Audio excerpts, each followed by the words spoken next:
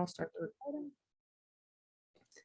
And take it away, comrades from Bukit. This will be excellent.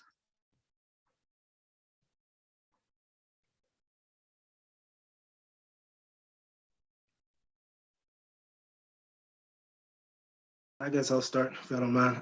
My name is Manny. I use he, him pronouns, and I've been a member of Bukit for a few years now, and I'm also one of the co-founders of Jailbreak.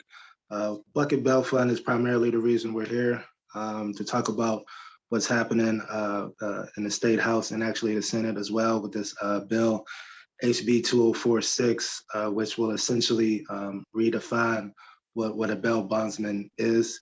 And over the last couple of years, especially over the summer with the George Floyd protests, or some people call it an uprising, community members really banded together to bail their fellow neighbors out of jail. And right now, this bill is a direct attack on people's ability to come together, which is why it's so important for us to first educate people, not just about this bill, but about bail itself and why it's so important.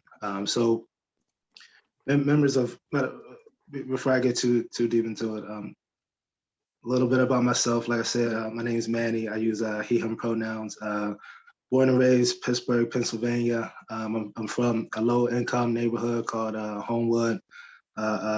Low income, high crime, underserved, and I've been dealing with the system and been impacted by bail many times over the years. One of my first experiences was in a courtroom watching my brother go to jail as a toddler, and I've been dealing with county jail, state prison. So this is always something that's been very important to me specifically, and I'm grateful that in recent years there's been such a raise of awareness about why the system needs to be challenged.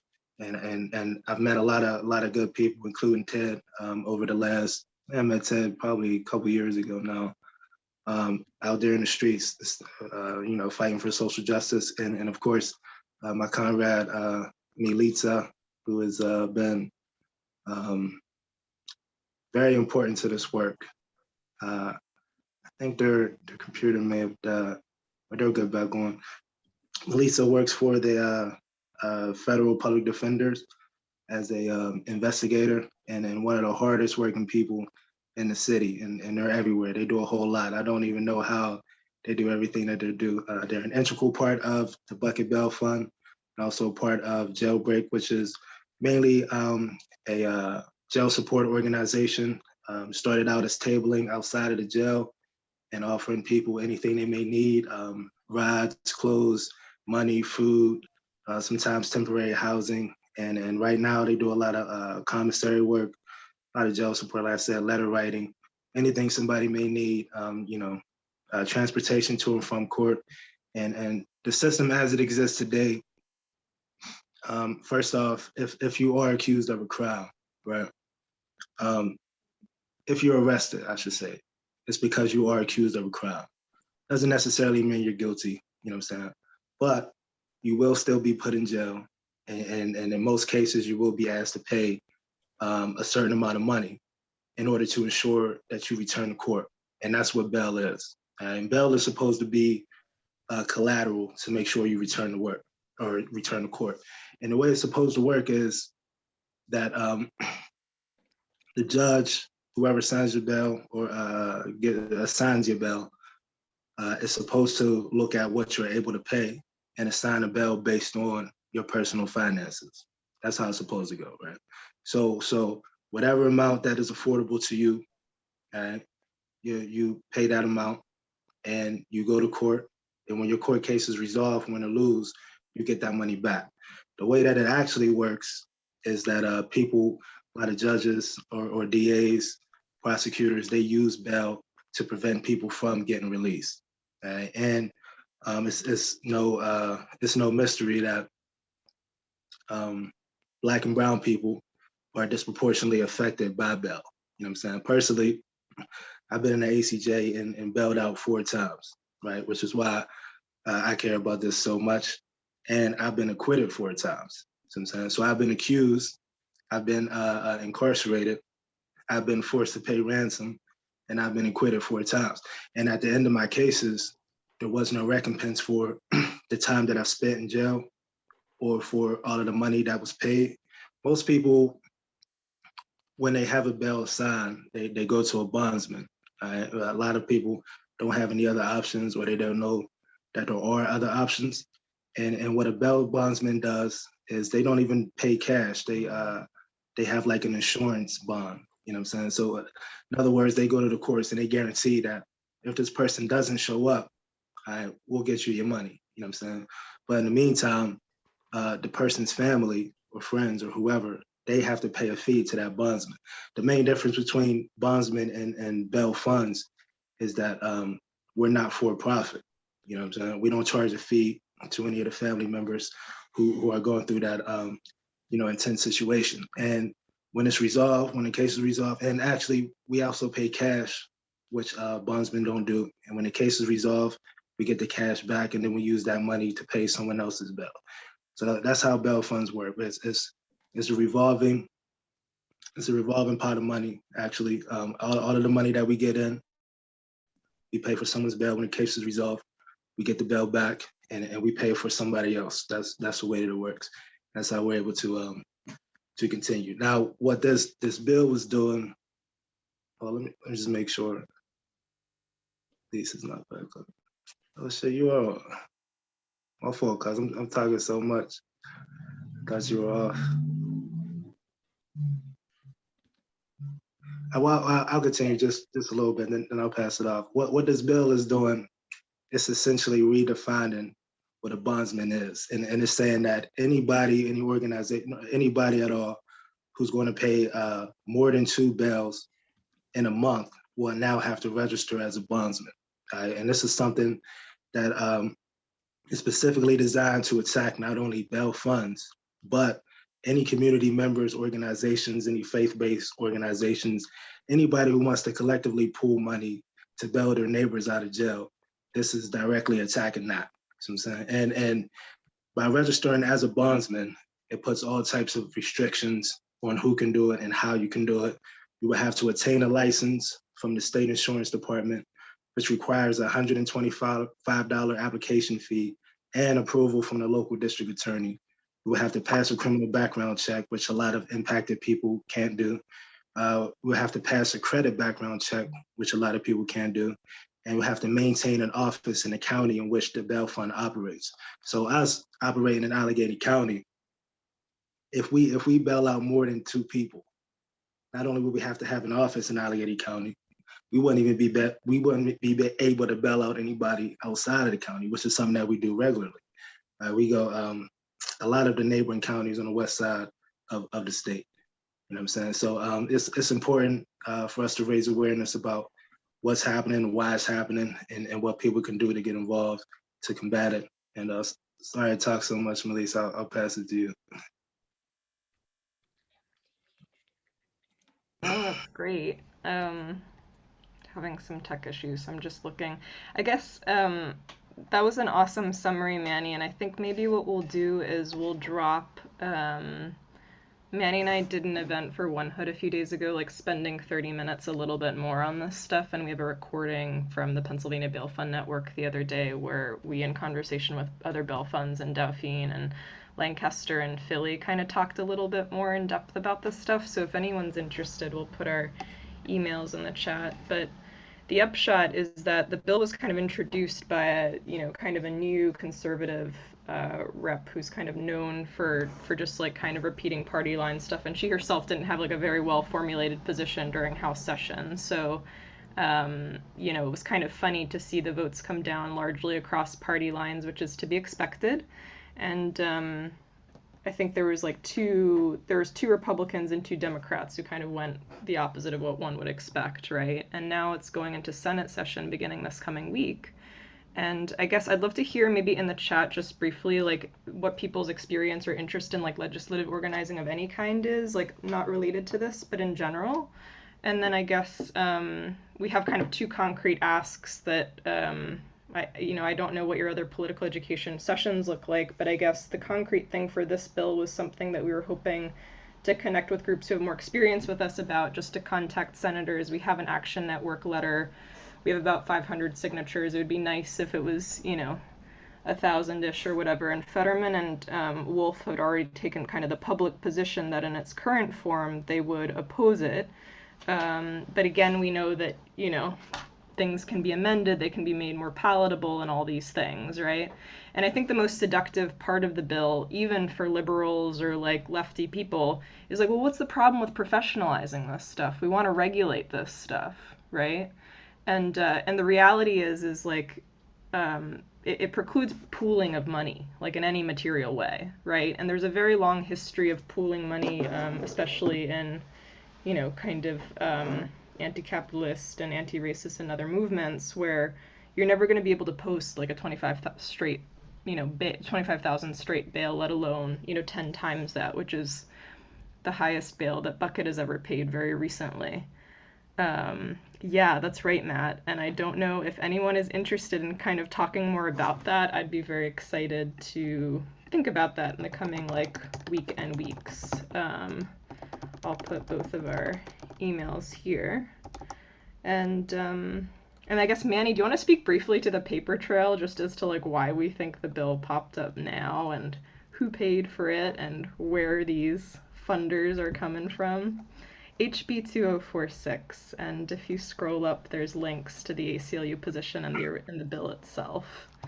I'll find the legis text for if you want it, but and I'm trying to think. Casa San Jose came up with like I think a very also like particular position that I feel like we kind of didn't do as good of a job lifting up, but I do want to kind of say that Casa has been meeting with Wolf and other folks in the last few days, because the impact on the immigrant community especially is something that I think we work in concert with CASA and we post immigration bails, but then they kind of hold and follow like for the aftercare piece. So maybe I haven't been as sensitized to this, but bail bondsman is what everyone intuits as like, I have a friend in jail, I just call up a bondsman, they do all this stuff remote, they go in and get my friend out, right? And that's not a possible avenue for folks who are undocumented or don't have credit histories or can't sign 3 different things with co-signers who have driver's license and the multiple identifications that are required of a bondsman, because basically you're entered into this contractual agreement for the duration of your case that you owe all this shit to the bondsman. So just like I think being sensitized to that is something that I really appreciated from Laura Perkins. So shout out to her and Casa San Jose and the work that they do. And just really being very clear that it's an anti-immigrant bill as well. It would entirely kind of preclude immigrants from being able to post bond in meaningful ways, especially these immigration bills are kind of notoriously high, especially where we are here. I don't know if Philly kind of has a different situation where many of their bails are percentages, and Manny and I generally post straight bails, so the full amount that you see on someone's docket is what we cover. And yeah, I don't know, what did I miss, Manny? I feel like, yeah, maybe the money background and Liberty Bail Bonds donation to, and the Bail Bondsman Association. Right. And I like talking about this, and a lot of people don't, because it's like, we don't want to like make this, the bail funds against the bondsman. That's really what it is. What happened, like the Pennsylvania bail bondsman created this organization in Lancaster County called the American Bail Coalition or Collective, ABC, something like that. Long story short, even like Liberty Bail Bondsman, which was like the top bondsman in Pittsburgh, they, through this organization, ABC, donated all this money to these Republicans, you know what I'm saying? And like, left a paper trail, you know what I mean? And then like these same Republicans now introduced this bill, you know what I mean? And this is something that didn't just happen in Pennsylvania, it happened like all over the country, like as a result of the uprising, and a lot of people coming together instead of going to the bondsman. So realizing that they're no longer the only game in town, you know what I'm saying? Like when we post bail in some of these remote counties, they don't even know how to deal with regular people posting because they're so used to dealing with bondsmen. I remember like calling jails myself, like, okay, just to get like their rules or their protocol. Okay, do you accept cash? What hours are you operating? Yada yada. And they're like, well, why are you calling me? Just go to the bondsman. I'm like, nah, I want to post it myself, because they've had such they've had such like a hold, or such like a embedded relationship with the courts and with the jail system. You know what I'm saying? And now that's being challenged by community members deciding that they can do it themselves. You know what I mean? And we're doing it for the right reasons. You know what I'm saying? Not to sound like idealistic or high and mighty, but like, we're volunteers. You know what I'm saying? Militia and I don't get paid for this. You go to a bondsman, you're paying hundreds, sometimes thousands of dollars. Sometimes you're putting up your house as collateral. You know what I'm saying? One time I was down there, my mom put up her house, meaning if I don't show up to court, the bondsman now owns that house. You see what I'm saying? We don't do any of that. And not only that, they do like this risk assessment. Like, actually, one of my closest homies is a Mexican. He was born here, but most of his family is in California. They didn't even want to post his bail because they said, "Oh, because your people's from California, you're a flight risk." You know what I mean? We won't do that type of stuff. So like, just off of the strength of, where his family was born, something that he had no control over, he now has to sit in jail. You know what I mean? And of course, like, we ended up getting him out. But bondsmen or bail funds, we don't do that. We recognize, first off, these are our neighbors, these are our family, these are our friends. Not only that, these are people who are innocent until proven guilty. And I think that's a big part of the system that a lot of people don't always acknowledge, that we're supposed to be innocent till we're proven guilty, but we're treated as guilty. We're punished from the jump, just solely based off accusations. You know what I mean? And this is something that I dealt with personally. And I have people who spent years in jail, you know what I'm saying, because they didn't have a bail, or the bail was unaffordable. And later on, years later, then they have an opportunity to prove that they're innocent. You know what I'm saying? So basically, it's all about the money. You know what I mean? I think the bondsmen, their pockets are a little lighter, you know what I'm saying, because community members are coming together. So this is an attempt to really put bail funds out of business, you know what I'm saying? And not even business, just prevent bail funds from continuing to operate, because it's not really a business to us. It's a service to us, you know what I mean? And it's personal to us. And we care about all the people that we bail out, and we're in communication with a lot of them, you know what I'm saying? And in fact, we're working on this participatory defense to maintain a longer relationship with these people, because we actually care about the outcome of these cases. You know what I'm saying? So any capacity that anybody's able to get involved, not just on a political side, but involved in like either bail fund work or jail support work, doors are always open, you know what I'm saying? Because it's really up to us to take care of us. You know what I mean? The system don't care about us. And it's set up for you to fail right from the jump, you know what I'm saying? And the bondsmen don't care about us, and they're out for profit, and we're not, you know what I'm saying? I know there's a lot of people who think like us, who think like myself and Melissa. And you say more about participatory defense. Okay. Melissa's probably better to speak on this, or like the origins of it.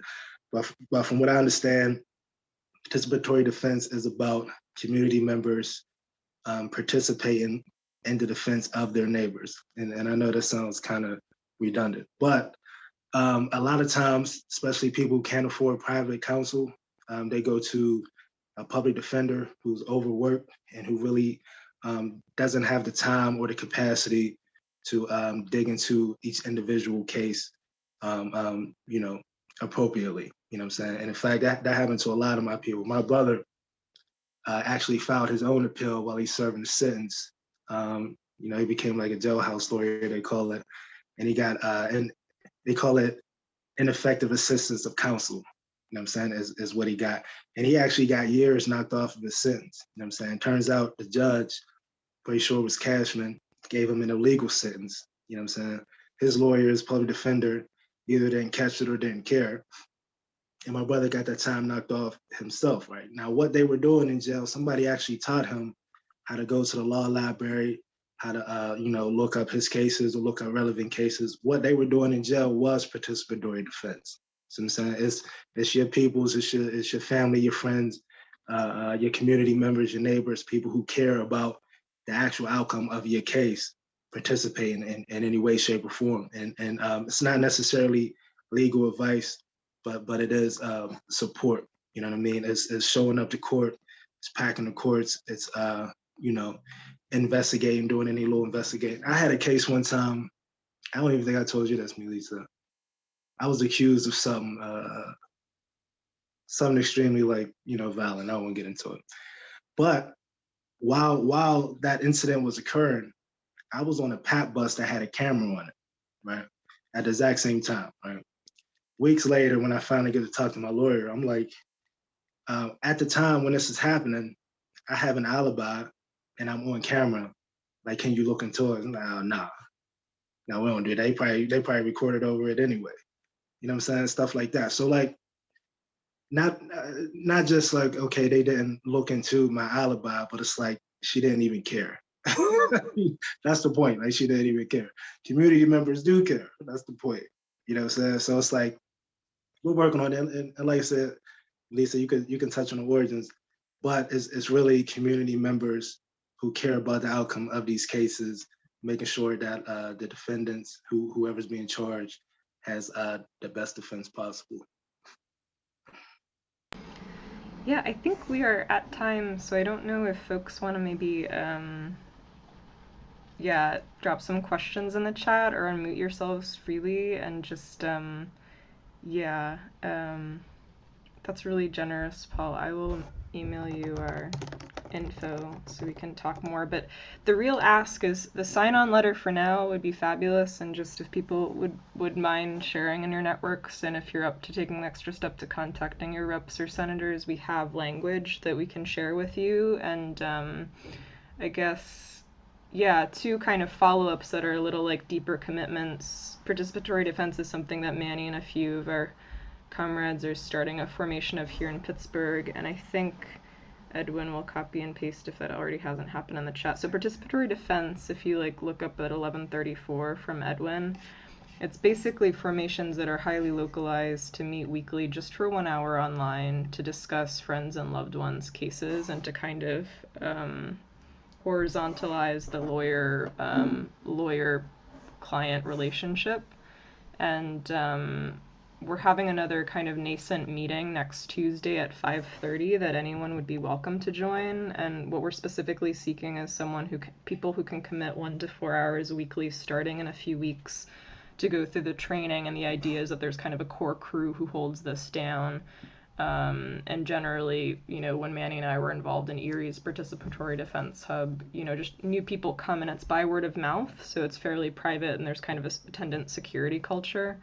But it's something that a lot of us did, and I think some people on this call could talk about it, you know, internally amongst you, like what that looked like if you or loved ones have cases and what it looks like to have kind of a support crew beyond just like the legal defense fund piece, so the monetary piece, but also the defense piece and being able to kind of talk through things.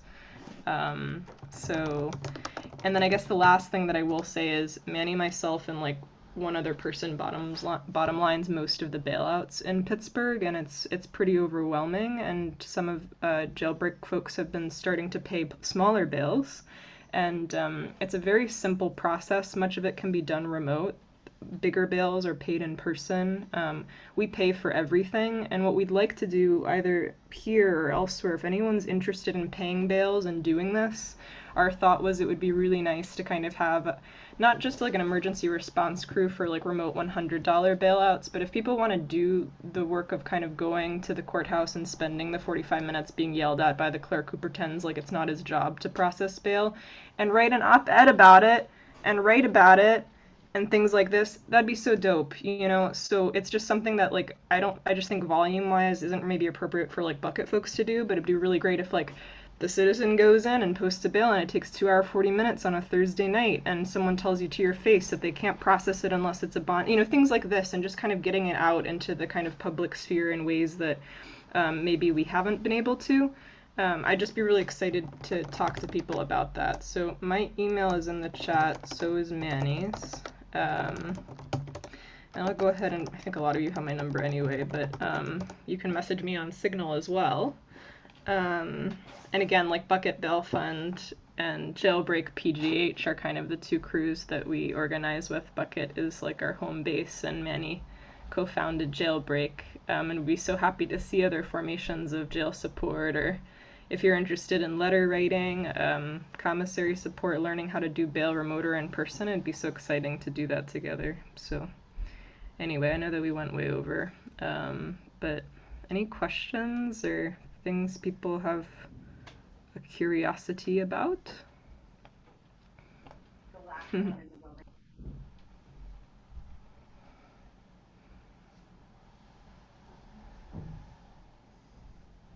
Oh, I'm sorry. Can we speak just for 1 minute, E, about future of bail? Because the bigger piece of this is to end pretrial detention in PA, right? And so if you guys want to keep an eye out, all the Pennsylvania bail funds started meeting a half a year. I want to say like after the uprising, and now like far more regularly in the last half year. And we kind of are thinking about a campaign, and I know that APA and other kind of groups in town have been thinking about ending pretrial detention. And if people are kind of interested in this issue, there's kind of a good model bill in Illinois. I think it's called "End the Coalition to End Pretrial Detention." And if you Google Chicago and stuff, it'll immediately come up. But there's some that's kind of considered the gold standard of like ending bail. Texas, like Houston specifically, also had really great strides in ending bail, which means that it wouldn't even allow the judge to set bail for folks, right? So it forces the DA to do the job, to kind of make legal arguments as to why they want to detain someone, but the presumption truly is to be free pretrial. And how that's being enforced looks different in different places, and there's an organization that kind of does this stuff if you're like interested in reading the briefs and the attendant like media coverage around it. But they basically sue cities for their bail practices.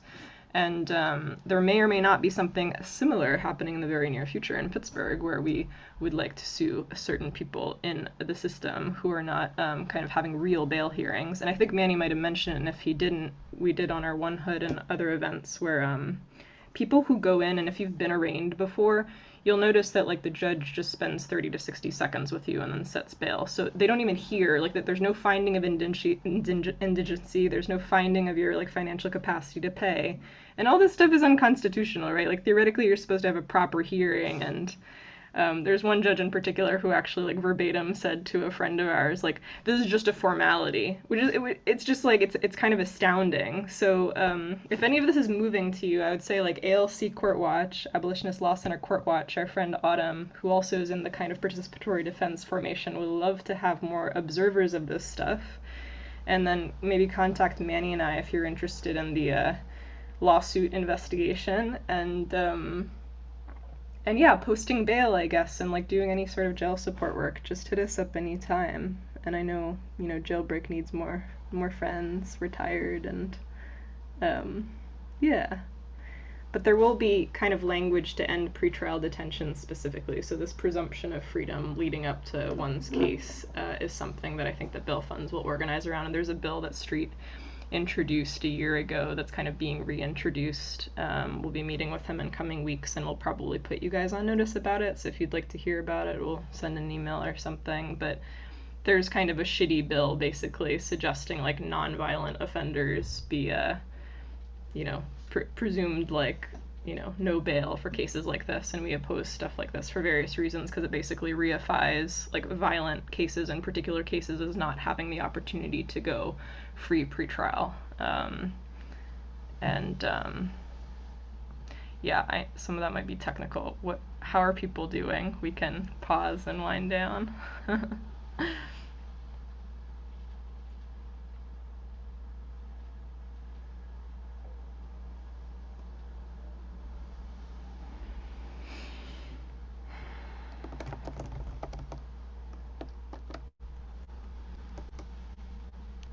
Yeah, and I think that Autumn also is kind of bottom lining this like end pretrial detention. It's not really a coalition, it's just like a kind of formation of folks between APA, ALC, Bukit, and Jailbreak. So I think we're meeting also on Tuesday. So Tuesday, participatory defense, 5:30, very early on. You don't have to have any experience. This is for anyone. And there's just like a really strong kind of training and stuff. And I think it's really beautiful and powerful work. And yeah, and for the End Pretrial Coalition, email Autumn, Manny, or myself, and we'll loop you into those. We meet every 3 weeks or so, and that'll be coming up in the new year.